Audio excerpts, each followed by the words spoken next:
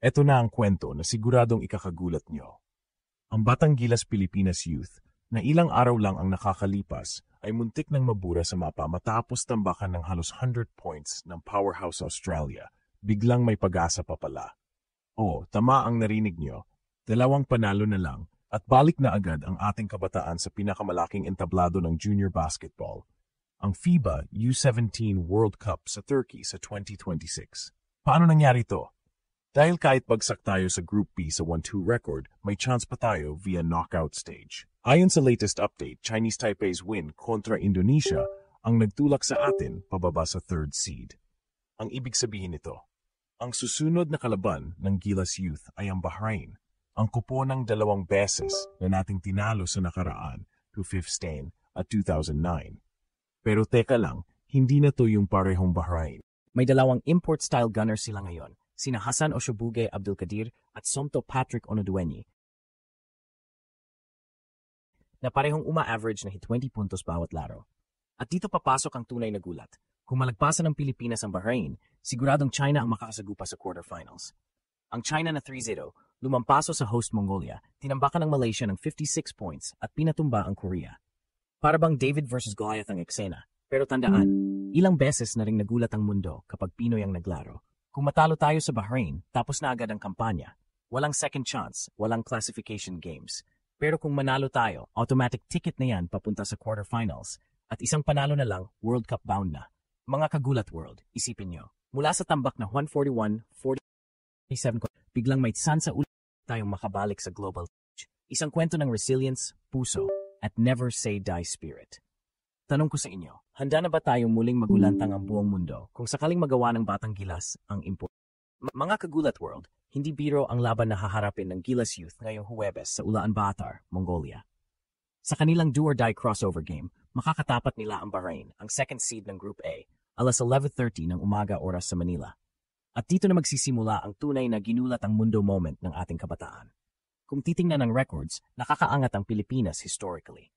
2 beses na nating pinatumba ang Bahrain sa parehong torneo. Noong 2009, tambak na 62-45 at noong 2050 mas matindi pa, 98-58. Pero iba na ang panahon ngayon. Ang Bahrain na harapin natin ay loaded. May 2 player na literal na gumigiba ng depensa. Sina Hassan Oshobuge Abdulkadir na may average na 22.5 puntos at Somto Patrick Onoduenyi na nagbabagsak ng halos 21.3 puntos bawat laro. Sila lang ang may double-digit averages sa buong team. Pero silang 2 lang ay parang 2 imported na hindi pwedeng baliwalain.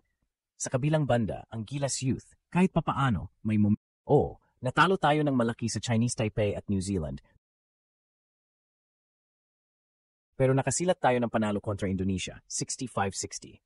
Ang magandang balita, masasabing battle-tested na agad ang mga bata natin dahil halos lahat ng naharap nila sa group stage ay malalakas. Ang laban kontra Australia, kahit tambak, nagsilbing reality check at preparation.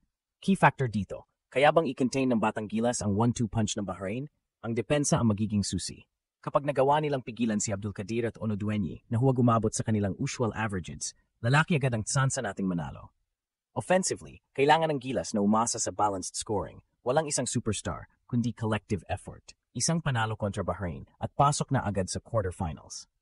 Pero doon naghihintay ang mas malaking halimaw, China, ang undefeated Group C lead. Alam ng lahat na mahirap yan. Pero kung may isang bagay na hawak ng Gilas Youth, ito ay ang puso at ang abilidad na mag-step up kapag walang inaasahan. Mga kagulat world, isipin nyo, 2 panalo lang at balik na agad ang Pilipinas sa pinakamalaking youth stage sa mundo, ang FIBA U17 World Cup sa Turkey, 2026. 2 panalo na parang 2 bundok, pero hindi imposibleng akyatin kung may lakas ng loob at walang takot na paglaban. Ang tanong, magagawa kaya ng Batang Gilas ang milagro? O mauuwi ba sa maagang pagtatapos ang ating kampanya? Mga kagulat world, kung makalagpas ang Batang Gilas sa Bahrain, alam na natin kung sino agad ang nakaabang, China, ang undefeated giant ng Group C. At dito magsisimula ang tunay na eksenang parang pelikula. David versus Goliath, Pinoy versus Gigante, Puso versus Powerhouse. Hindi basta-bastang kalaban ng China. 3 sunod na panalo ang binuhos nila sa group stage. Winless Mongolia tinambakan nila ng 58 points. Malaysia halos 60 points din at ang Korea, isang Asian contender, pinabagsak nila 97-81. Ang ibig sabihin nito, walang team na kayang lumapit sa kanila so malalim ang bench, mataas ang opensa at may disiplina sa depensa. Kumbaga, kumpletong package na parang senior team na ibinaba sa youth division. Kaya tanong ng lahat, Paano makakalaban ng Gilas Youth dito? Simple lang, puso, hustle at diskarte. Kung hindi kayang tapatan ng laki at shooting ng China, kailangan nating guluhin ang ritmo nila. Trap defense, full court press, at bilisan ng laro. Hindi tayo pwedeng pumasok sa half-court battle dahil siguradong lugi tayo sa taas at lakas. Kailangan nating gawing chaotic ang laban, larong kanto na may halong sistemang Pinoy. Mahalaga rin ang outside shooting. Sa mga panalo ng Gilas Youth sa nakaraan, laging nakasandal tayo sa big shots mula sa perimeter. Kung may isa o dalawang batang player na uminit sa tres kontra China, maaring magbago ang tempo ng laro. Isipin nyo, isang maagang run lang at pwedeng ma-pressure ang kalaban. Psychological game din ito. Kung papasukin ng Gilas ang laban na takot, tapos na agad. Pero kung papasukin nila ito na walang pakialam kung sino ang kaharap, basta laban lang, may chance na magka-upset. Tandaan, ilang beses na rin sa history ng basketball na ang maliliit na bansa ang nakagulat ng malalaki. At kung may bansa na kilalang kayang gumawa ng milagro, Pilipinas yon. At higit sa lahat, may malaking gantimpala na kataya. Isang panalo lang kontra China at automatic na slot na sa FIBA U18 World Cup 2026 sa Turkey. Isipin mo yan, isang upset lang at buong mundo ang gugulantangin ng Batang Gilas. Mga kagulat world, malinaw, halos lahat ng factors pabor sa China. Pero hindi sa lahat ng oras na nanalo ang paborito. Minsan, isang underdog lang ang kailangan para mabago ang kwento. At kung mangyari yon, siguradong headline na naman, Batang Gilas, ginulat ang buong mundo. Handang-handa na ba kayong makita kung paano tatayo ang ating mga kabataan laban sa pinakamalaking higante ng Asya? Mga kagulat world, kung titingnan natin sa mas malawak na perspektibo, hindi lang simpleng torneo ang FIBA U16 Asia Cup. Ang totoong premyo dito ay ang ticket papuntang FIBA U17 World Cup sa Turkey sa 2026. Para sa Batang Gilas, napakalaking bagay nito dahil di sinusukat kung gaano kahanda ang mga batang Pinoy na makipagsabayan sa pinakamahuhusay na kabataan mula US, Europe, Africa at Latin America. Isipin nyo, kung makapasok tayo, makakalaban ng ating mga manlalaro ang mga future NBA players. Dito nakilala ang maraming international stars at dito rin nasusukat kung may talento bang pang world stage ang isang bata.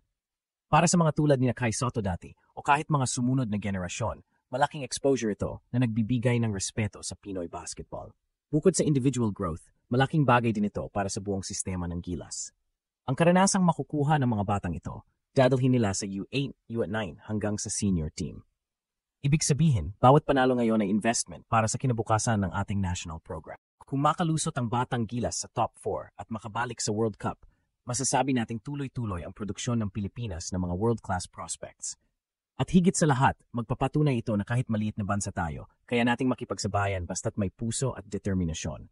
Mga kagulat world, tanong, handa na ba tayong ipakita sa buong mundo na ang susunod na henerasyon ng Gilas ay hindi lang para sa Asya, kundi para sa buong planeta?